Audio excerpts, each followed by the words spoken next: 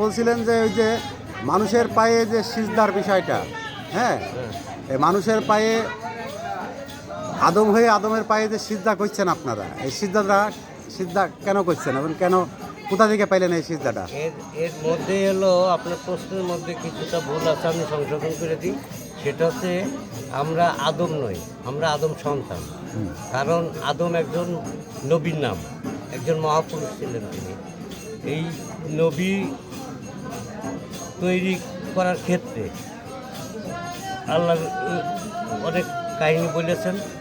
আদমকে সেজদা করার আল্লাহ বললেন যে আমি আমার প্রতিনিধি পাঠাবো পৃথিবীতে, খলিফা পাঠাবো, এবং মানুষ নাম দিয়ে। ফেরেশতারা প্রতিবাদ বললো তারা এই পৃথিবীতে গেলে এই যা বর্তমান চলছে এই আশঙ্কাটা ফেরেশতারা প্রকাশ করেছিলেন। আল্লাহ বললেন আমি যা জানি তোমরা তা জানো না বলে উনি আদম তৈরি করলেন। আদমের মধ্যে যখন রূহ ফুৎকার করা হলো, ফুৎকার করার পরে ফেরেশতা সহ উপস্থিত সকলে ভক্তবৃন্দের প্রতি নির্দেশ হলো তোমরা আদমকে সেজদা করো। সকল ফেরেশতা সেজদা করলো, ইবলিস সেজদা করলো না, আজাজিল সেজদা করলো না। আজাজিল তখন কিন্তু ওনার খুব কাছের মানুষ ছিলেন, যেহেতু ভক্ত ছিলেন, উনি সর্দার ছিলেন, একটা জাতির নেতৃত্ব দিতেন, দিন জাতির নেতৃত্ব দিতেন, তাহলে বিশ্বাসী ছিলেন, যথেষ্ট বিশ্বাসী ছিলেন। যখন সকল ফেরেশতা সেজদা করলো এবং আজাজিল সেজদা করলো না, তখন আল্লাহ প্রশ্ন করলো আজাজিলকে, কিসে তোমাকে মানা করলো যে তুমি আদমকে সেজদা করলে না? তখন উনি বেশ কয়েকটা যুক্তি তুলে ধরলেন যে আমি আগুনের তৈরি, অর্থাৎ বংশ আমার উচ্চ মর্যাদা সম্পন্ন বংশ, আমি আমার ধন জন অর্থ সম্পদ সব কিছুই আদমের চেয়ে অনেক বেশি। আদমের কী আছে? আদমের কিছুই নাই। তখন আল্লাহ বললেন যে তুমি আমার দল থেকে বেরিয়ে যাও। কী কারণে? আদমও তো আদমও তো মুসলমান ছিল, ইবলিসও মুসলমান ছিল, তাকে দল থেকে বের করে দিলেন। কী কারণে? একটা আদেশ অমান্য করার কারণে, একাধিক আদেশ নয়। নামাজ রোজায় বন্দেগী সব কিছুই আজাজিল করছে, কিন্তু শুধুমাত্র একটা কারণে ওনাকে হলো দল থেকে আজাজিলকে বের করে দিল। সেটা কি? আদমের সেজদা না করা। আদম এবং আল্লাহর ভিতরে ওখানে রহস্য ছিল, আল্লাহ ছাড়া সেজদা হারাম, এ কথা 100%। কিন্তু আদম ছিলেন না, আদম আল্লাহতে রূপান্তরিত হয়ে গেছিলেন। আল্লাহতে রূপান্তরিত হয়ে যাওয়ার পরেই আদমকে সেজদা করার অর্ডার দিয়েছিলেন। তার মানে তাকাল্লুবে আকলাকিল্লা, আল্লাহর স্বভাবে স্বভাবান্বিত হও, কোরআনের নির্দেশ। সেই আল্লাহর স্বভাবে আদম আলাইহিস সালাম স্বভাবান্বিত হয়েছিলেন, তাই তার প্রতি সেজদার নির্দেশ এসেছিল। সেজদা মুসলিম শব্দের অর্থ হচ্ছে আত্মসমর্পণকারী। আসলেম থেকে মুসলিম, আত্মসমর্পণ। এই আত্মসমর্পণের ধর্ম আল্লাহ রসুল গাদিরে খুমে দেহত্যাগের আগে উনি জীবনে প্রথমবার হজ করেছেন। হজ করে এহরামের পোশাক পরিহিত অবস্থায় যখন মদিনার পথে রওনা দিয়েছেন, তখন ওই নাজেল হলো, হে রাসূল আপনি আপনার উপরে যা নাজেল করা হয়েছে তা আপনি প্রকাশ করুন। যদি তা না করেন তাহলে ধরে নেওয়া হবে যে আপনি কিছুই করলেন না রেসালতের জন্য, আপনাকে জনমণ্ডলী থেকে উঠিয়ে আনা হবে। ওনার এই ওহী নাজেল হলে গাদিরে খুম নামক একটা স্থানে যারা আগে চলে গেছে তাদেরকে পিছনে নিয়ে আসতে সুযোগ দিলেন। যারা পিছনে ছিল তাদেরকে এক জায়গায় জড়ো করলেন, জড়ো করে একটা উটের পিঠে বসার 3টে সিট পরপর দিলেন, দিয়ে মওলা আলী নিজে বসলেন, নবী আলাইহিস সালাম বসলেন। বসে উপস্থিত জনতার উদ্দেশ্যে বললেন, হে উপস্থিত জনমণ্ডলী, আমি কি তোমাদের অধিক আওলা নই? তখন সমস্ত জনমণ্ডলী বলল, হ্যাঁ হ্যাঁ ইয়া রাসূলুল্লাহ, আপনি আমাদের অধিক আওলা। বললো আমি যার আওলা আলী তার আওলা। মুসার ভাই হারুন যেমন আমার ভাই আলী তেমন।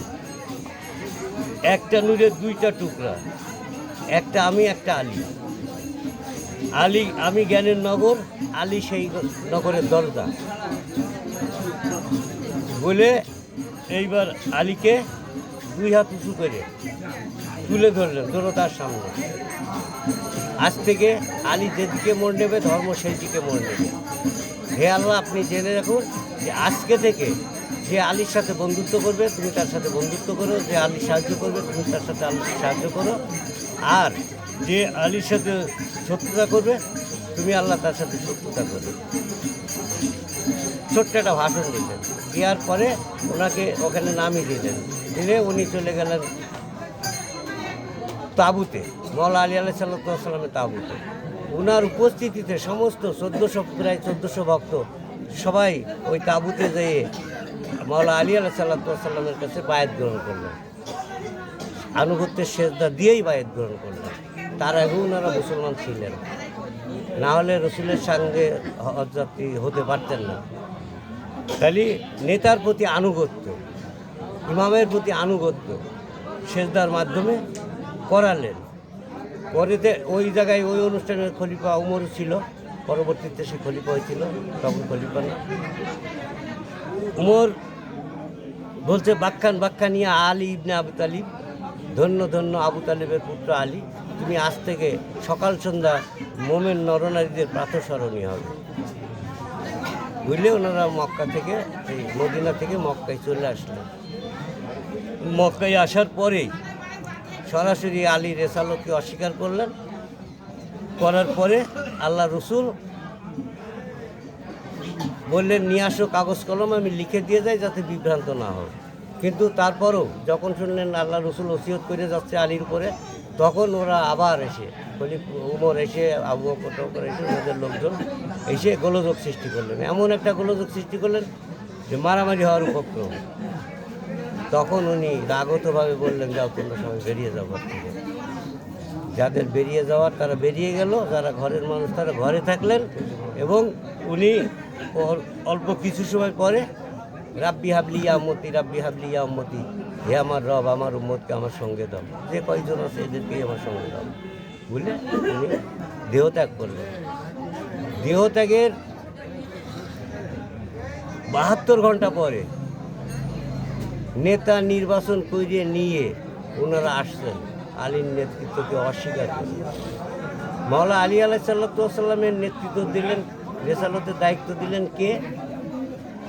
আল্লাহর ওহী মারফত অবগত হয়ে রসুল আলাইহিসসালাম স্বয়ং মওলা আলী আলাইহিসসালামকে রেসালত দান করলেন, মুসলমানের পরবর্তী ইমাম নির্বাচন করে গেলেন। অথচ আল্লাহর দেওয়া ইমাম রসুল নবী মুহাম্মদ আলাইহিসসালামের দেওয়া ইমামকে অস্বীকার করে 72 ঘন্টা পরে গোত্র গোত্র, আবু বকরের গোত্র, উসমান গনির গোত্র, উমাইয়াদের এই মাবিয়ার গোত্র, গোত্র গোত্র মিলে মক্কা থেকে 3 মাইল দূরে বনি চকিপায় বসে 24 ঘন্টা পার হয়ে গেছে, 48 ঘন্টা পার হয়ে গেল, তখনও যখন গেল না, এক মওলা আলীর পক্ষ থেকে একদল মানুষ এখানে পাঠানো হলো। যে বলো তিনি, ওরা গাদিরের কথা কি ভুলে গেছে? ওনার পক্ষ থেকে যে বললো, তোমরা কি গাদিরে খুমের কথা ভুলে গেছো? সরাসরি উমরের উত্তর, আমরা কি নবী বংশের প্রাধান্য দিতে এসেছি যে উনি নবুয়তি করলেন আর ওনার ভাই বা জামাতা আবার আমাদের নেতা হবে? অস্বীকার করে আবু বকরকে প্রথম খলিফা বানিয়ে নিয়ে আসে, যে দেখছেন যে রসুলের দেহ মুবারক সমাধি দেওয়া হয়ে গেছে। প্রচলিত রেওয়াজ মতে যারাই কর্তা হবেন, পরবর্তী নেতা হবেন, তারা ওই দেহ মুবারক দাফন করবেন সহস্তে, তারই নেতৃত্বটা জায়েজ হবে। অথচ আবু বকর, উমর, উসমান, তালহা, জুবায়ের, ইয়াজিদ, মাবিয়া, আবু সুফিয়ানরা কেউই রসুলের সমাধিক্রিয়ায় ছিলেন না। মাত্র গুড়াকুড়ি মানুষ, মওলা আলী আলাইহিসসালাম, হাসান আল হুসাইন আলাইহিসসালাম, সালমান ফার্সি রাদিয়াল্লাহু তাআলা আনহু, আব্বাস রাদিয়াল্লাহু তাআলা আনহু সহ বেশ কিছু কাছের মানুষ, আবু যর গিফারী রাহমাতুল্লাহ, এর কাছের মানুষগুলো ওই ক্রিয়াটা সম্পন্ন করেছিল। যখন শুনলেন যে সমাধি দেওয়া হয়ে গেছে, তখন সোর আসলো যে কবর থেকে আবার ওনার দেহ মুবারক উঠানো হবে। মওলা আলী আলাইহিসসালাম শুনতে পেলেন, তারপরে খোলা তলোয়ার নিয়ে যেয়ে রসুল আলাইহিসসালামের কবরের উপরে ঘোড়ায় যেরকম শোয়ার হয় এইভাবে উনি বসে পড়লেন। দুই ঠোঁট কেনার কায়দা নেই, দুই দিক থেকে লালা ঝরছে, চোখ দুটো বড় বড় হয়ে গেছে, ভয়ঙ্কর চেহারা। উমর বলছে যে আবু বকর আপনি প্রথম খলিফা, আপনি আমাকে নির্দেশ দেন, আমি আলীকে উঠাই নিয়ে আসি। তখন আবু বকর বললেন যে উমর থামো, আল্লাহ রসুলের একদিন বলতে শুনেছি আলী একদিন মাটির ঘোড়ায় শোয়ার হবে, তার হাতে থাকবে খোলা তলোয়ার, এই অবস্থায় যে মৃত্যুবরণ করবে সে কাফেরের মতো। মনে হয় আল্লাহ রসুল আজকের এই দিনের কথাই বলেছে। তারপরে থেকে ওনারা চলে গেলেন, আর উঠালেন না, না উঠিয়ে আবু বকর মসনাদে বসেই মাওলা আলী পক্ষীয় লোকদের উপরে অত্যাচার নির্যাতনের মাত্রা বাড়িয়ে দিয়েছিল। এই জন্যেই যে আলী পক্ষীয় গাদিরে কুমে যিনারা বায়াত গ্রহণ করেছিলেন মাওলা আলী আল্লাহ সাল্লামের কাছে, তার অধিকাংশ মানুষ চলে গেল, অল্প সংখ্যক মানুষ থাকলো। আবু বকরের বায়াত গ্রহণ করলো না, আবু বকরের কাছে আনুগত্যের বায়াত নিল না। তখনও 3 মাসের মাথায় আবু বকর ঘোষণা দিল যে জাকাত জিহাদ নামে একটা জিহাদ ঘোষণা করলো। বলল যদি কেউ একটা ছাগলের রশি জাকাত দানে বিরত থাকে তার শিরচ্ছেদ করা হবে। এই জিহাদে অসংখ্য মোমেনদেরকে হত্যা করা হয়েছে, আলী পক্ষের লোকদেরকে ওই সময় হত্যা করা হয়েছে। তারপরে থেকেই এই দুইটা ধারা হয়ে গেছে, একটা হচ্ছে খেলাফতের ধারা আর একটা হচ্ছে মওলাইয়াতের ধারা। এই মওলাইয়াতের ধারাই মাওলা আলী আল্লাহ সাল্লাম দিন জারি করেছেন, খলিফাগণ কেউ বাধা দেয়নি। একেবারে যে কয়জন ইমাম ছিলেন ওনারা করেছেন। শেষে মাওলা আলী আল্লাহ সাল্লাম শাহাদত বরণ করার ফলে হাসান আল্লাহ সাল্লামের উপরে অটোমেটিক গেছে। উনি 3 মাস ক্ষমতা থাকার পরে মাবিয়া বিচক্ষণ মানুষ ছিলেন, মুরব্বী ছিলেন, ওনার উপরে চুক্তি করে শর্ত সাপেক্ষে মাবিয়ার উপরে ক্ষমতা অর্পণ করলেন। বললেন আপনার পরে আমার ছোট ভাই খলিফা হবে। কিন্তু পরবর্তীতে যখন মাবিয়া মরণের আগেই এজিদের নামে লিখে দিয়ে গেলেন, সন্ধি শর্ত ভঙ্গ করে লিখে দিয়ে গেলেন। বললেন এ কী করছেন? তো বলতে সে চুক্তিপত্র ছাগলে খেয়ে গেছে। ও ছাগলে খেয়ে গেলে আপনি বেঁচে আছেন, আমি বেঁচে আছি, আবার পুনরায় চুক্তিপত্র করি, বললো না। এর ফলশ্রুতিতে এজিদ ক্ষমতায় যাওয়ার পরপরই নবী বংশের ইমামগণ যে ধর্ম প্রচার করতেন ওনাদের বাসস্থানে, এই যে রোধ করে দিল, বন্ধ করে দিল। বলল যে ও রাষ্ট্রীয় ক্ষমতা আমার হাতে থাকবে, ধর্মীয় প্রচার প্রকাশনের ক্ষমতা আমার হাতে থাকবে। কিন্তু হোসেন আলাইহিস সালাম এটা মেনে নিতে পারে, মেনে নিয়ে না নিতে পারার পরিণতি আছে কারবালা। আমরা সেই ইসলাম করি যে ইসলাম 10 টাকার কাছে যারা শুয়ে পড়ে, মন্ত্রিত্বের কাছে যারা শুয়ে পড়ে, দুনিয়াবি অর্থের কাছে যারা শুয়ে পড়ে, আমরা সেই ইসলাম করি না। আমরা সেই ইসলাম করি যে জাগতিক কোনো মোহের কাছে আমরা পরাজিত নই, আমরা বীর পুরুষ। আমরা একমাত্র আল্লাহর পক্ষে এবং আল্লাহ রসুলের পক্ষে, হোসেন আলাইহিস সালাম পক্ষ হয়ে আমাদের জীবন আদর্শকে ওনাদের আদর্শে রঙিন করতে চাই। না হলে আমাদের একঘরে হতে হয় কেন? প্রচলিত ধারার মুসলমানরা রাত দিন 24 ঘন্টা ওয়াজ করে যাচ্ছেন, তাদের উপর আক্রমণ হচ্ছে না। অথচ নবী মুহাম্মদ আল্লাহ সাল্লাম কী অপরাধ করেছিলেন, নবীগণ কী অপরাধ করেছিলেন, তাদের উপর আক্রমণ করা হয়েছে। এখনও অলি আল্লাহদের উপর আক্রমণ করা হচ্ছে, কারণটা কি? এর একমাত্র কারণ ইসলাম 2 ধারায় বিভক্ত হয়ে গেছে। একটা হচ্ছে এজিদি ধারা আর একটা হচ্ছে হোসেনি ধারা। এজিদি ধারা পরিপূর্ণ ওহাবি ধারা, আব্দুল ওয়াহাব নজদির ধারা অনুষ্ঠানবাদ। ইসলাম কি কাল্পনিক? উত্তর দেন। আপনি যে ইসলাম পালন করেন এটা কি কাল্পনিক? যদি কাল্পনিক না হয়ে থাকে, ইসলাম অবশ্যই কাল্পনিক নয়। ফিলোসফি অফ হিউম্যান লাইফ, দি হোলি কুরআন, ইসলাম কাল্পনিক নয়। আপনি জান্নাত জাহান্নামের নাম শুনেছেন? কোথায় আছে বলতে পারবেন? দেখেছেন কোনো দিন? তাহলে কী হলো? এটা কী হলো, বাস্তব না কাল্পনিক? না, কাল্পনিক তো নাই। আপনি যদি মুসলমান হয়ে থাকেন, মুসলমানের বিশ্বাস করতে হবে। আমি যদি মুসলমান হয়ে থাকি, বিশ্বাস করতে হবে। আল্লাহ রসুল এত বুকা যে বাতাসের উপরে বিশ্বাস স্থাপন করতে হবে। নবী মুহাম্মদ আলাইহিস সালামের হাতে হাত দিয়ে বায়াত গ্রহণ করে কলেমা পড়েছেন, তারপরে মুসলমান হয়েছেন। কারণ আগে ছিল খ্রিস্টান মুসলিম। ঈসা আলাইহিস সালামের অনুসারী ছিল সবাই, তখন মুহাম্মদ আলাইহিস সালাম আসেনি। মোহাম্মদ আলাইসাল্লাম নবুয়তি প্রচার শুরু করলে মানুষ গেছেন, নবী মোহাম্মদ আলাইসাল্লামের হাতে হাত দিয়েছেন, বায়াত গ্রহণ করেছেন। এই হাত আপনার হাত না, এই হাত আল্লাহর হাত, স্বীকৃতি দিয়েছেন, দিয়ে ওখানে সেজদা করেন। সেজদা আপনি আনুগত্য করবেন। এখন সেজদা দিচ্ছেন কোথায়? আপনার মাথার মধ্যে অসংখ্য মূর্তি রয়েছে, এই মূর্তি কোথায় রেখে সেজদা দিচ্ছেন আপনি? যখন আপনি সেজদা দিচ্ছেন তখন কোনো না কোনো ছবির পরে মাস্ট বি সেজদা হচ্ছে, শিরিক হচ্ছে। আল্লাহ ছাড়া সেজদা হারাম। আমরা আল্লাহকে সেজদা করি। আল্লাহ দুই প্রকৃতিতে আছেন, ইয়া জাহের ইয়া বাতেনু। আমার প্রচলিত দ্বারা মুসলমানদের কাছে জিজ্ঞাসা যে বাতেন আল্লাহ বাতেনে থাক, উনি গায়েবে আছেন, গায়েবেই থাক, কিন্তু জাহের আল্লাহ কে? জাহের আল্লাহ স্বীকৃতি কোথায়? মুসলমানরা জাহের আল্লাহ স্বীকৃতি দিচ্ছে না কেন? জাহেরে নবী বাতেনে আল্লাহ, জাহের মুর্শিদ বাতেনি আল্লাহ। তাই তো বাবা লালন বললেন, যেই মুর্শিদ সেই তো রসুলিয়াতে নাই কোনো ভুল খোদাউসি হয়, এমন কথা লালন কয় না, কোরআনে কয়, কোরআনে কয়, কোরআনে কয়। সূরা নেসা 150 থেকে 52 নম্বর বাণীর মধ্যে বলা হয়েছে। আচ্ছা, রাসূল কি আসলে খোদা? দেখেন, আমি আপনার নামটা কি? আমার নাম সাইফুল। সাইফুল। আচ্ছা, সাইফুলের এই বডি স্ট্রাকচারটাই শুধু মানুষ চেনে। সাইফুলের ভিতরে কি আছে তা কি মানুষ জানে? আমার ব্রেনে কি আছে জানে না, কিন্তু ভিতরে বেরে কি না, আছে জানে। আপনার স্বভাবের মধ্যে কি আছে তাই কি না, জানে? না, না। মনের ভিতর না, না, জানে? না, না। তাহলে আমরা তো সাইফুলকে চিনছি এক্সটার্নাল ভাবে, ইন্টারনাল ভাবে, প্রত্যেকটা বিষয়ের এক্সটার্নাল এবং ইন্টারনাল ভাবে। অতএব জাহেরে উনি নবুয়তি। আমি আপনার কাছে বিনয়ের সাথে প্রশ্ন করি, মানুষের চেহারা কে সৃষ্টি করেছে? আল্লাহ সৃষ্টি করেছে। ধার করে না, কি কোথা না, থেকে? না, নিজের। নিজের চেহারা। তাহলে আমি মাস্টবি বলতে পারি বিশ্বের সকল মানুষের চেহারা আল্লাহর চেহারা পারি? আসমাউল হুসনা, সুন্দর নাম সময় তার।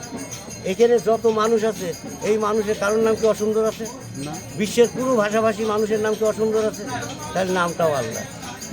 একটা চেহারা, একটা নামের মধ্যে স্বভাব কয়টা? দুটো স্বভাব। একটা হচ্ছে সুস্বভাব, একটা হচ্ছে কুস্বভাব। সৃষ্টিতে দ্বৈত স্বভাবের কারণ দেখে দিতে পারবেন আপনি? আম গাছ আম গাছ, বাস গাছ বাস গাছ, গরু গরু, ছাগল ছাগল। একক স্বভাব সৃষ্টি, আহার জগৎ একক স্বভাব। একমাত্র মানুষের আছে দ্বৈত স্বভাব, একটা সুস্বভাব, একটা কুস্বভাব। সুস্বভাবটা কার স্বভাব?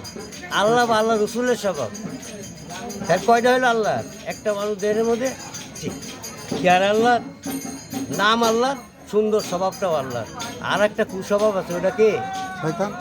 শয়তান। কে সে শয়তান? ওটা একদম জিন। সে কে সে শয়তান? আমি এবং না, আমার, আমার ভিতরে এই ব্যস্ত। দুটো কথা হচ্ছে শয়তানের কথা শোনা। আমি ছিলামও না, আমি থাকবও না। তাহলে আমাকে কেউ পাঠাইছে আমি বলে? প্রত্যেকটা মানুষের মধ্যে দুইটা আমি বিরাজ করে। একটা আমি মহামি, আর একটা আমি ক্ষুদ্র আমি। মহামি আল্লাহ আমি, ক্ষুদ্র আমি শয়তান আমি। একটা মানুষ যখন সুকর্ম করে, ভালো কাজ করে, নিশ্চিতভাবে জেনে রাখুন ওটা আল্লাহ করে। কারণ শয়তান ন্যানো সেকেন্ডের জন্য ভালো কাজ করবে না। যদি করে, ওই ন্যানো সেকেন্ডে শয়তান আর শয়তান থাকে না। কিন্তু শয়তান আমরণ শয়তান, আজীবন শয়তান। আল্লাহ আজীবন আল্লাহ। এই জন্যই একটা মানুষের এই দেহটা নিরপেক্ষ। এটা দুই শক্তি ব্যবহার করছে। আল্লাহ শক্তি ব্যবহার করছে, শয়তান শক্তি ব্যবহার করছে।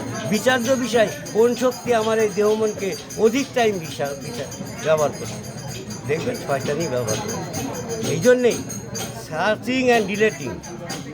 আপনার চরিত্রকে সার্চ করেন, আপনার ভিতরে সদ্গুণ কয়টা আছে রিমার্কিং করেন, চিহ্নিত করেন, ঠিক দেন।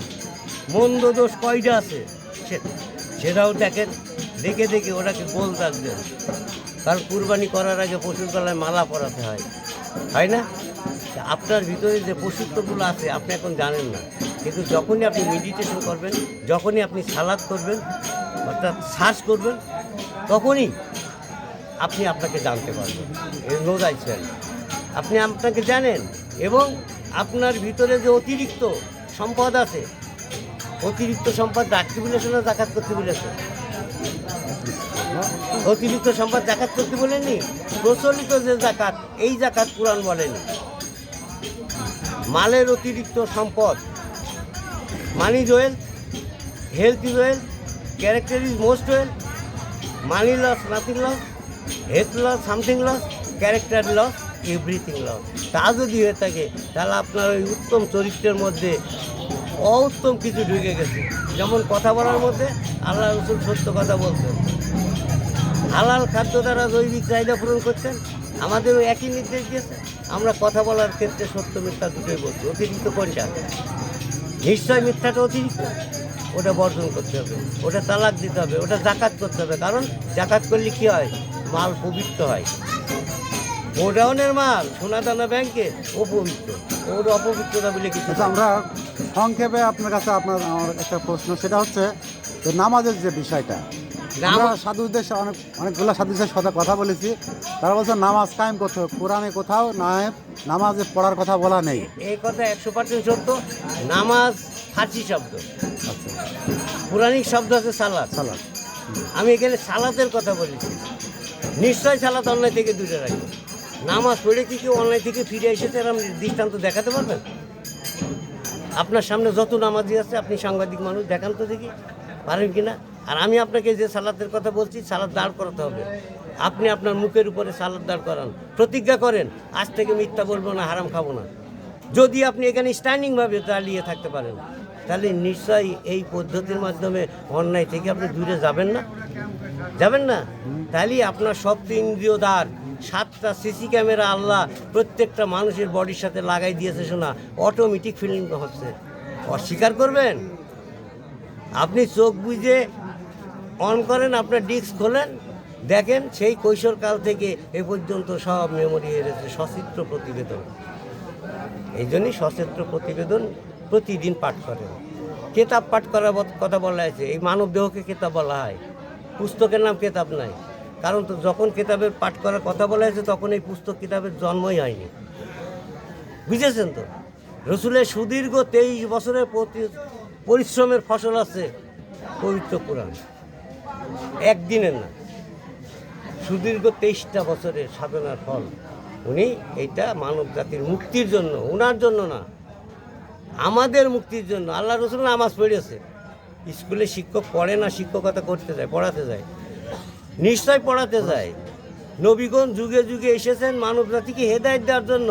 নিজেরা হেদায়েত দিতে হলে যে পদ্ধতিটা আমি জারি করব, দেখাবো, সেটা অবশ্যই নিজে করে ভক্তকে দেখাতে হয়।